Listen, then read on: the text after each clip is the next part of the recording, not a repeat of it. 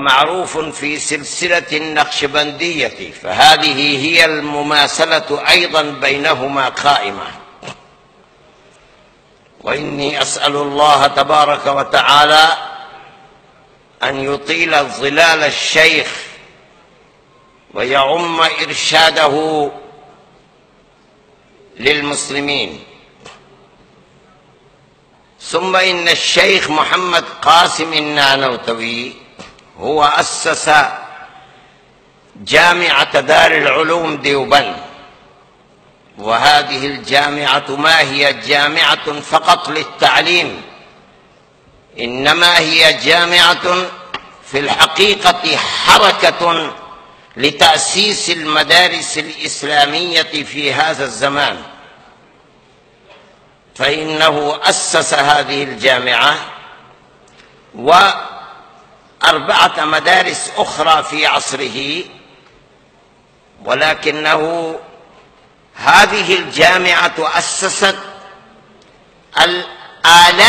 آلاف من المدارس الإسلامية في الهند وفي باكستان وفي بنغلاديش وفي أفغانستان وفي بورما، حتى في أفريقيا، في غابات أفريقيا، وحتى في أوروبا، وحتى في نفس أمريكا.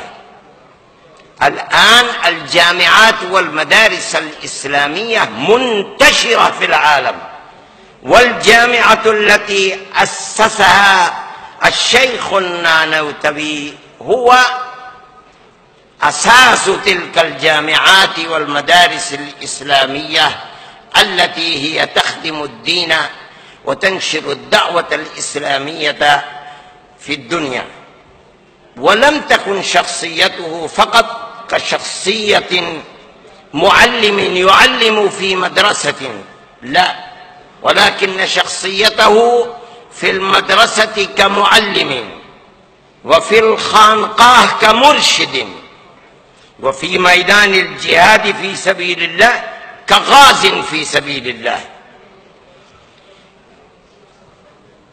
وإني أظن أنها هي ميزة الشيخ وميزة تلاميذه إلى الآن، أنهم يجاهدون في سبيل الله ويعلمون في المدارس ويرشدون بهذه السلاسل الطيبة 4 التي ذكرتها أنا.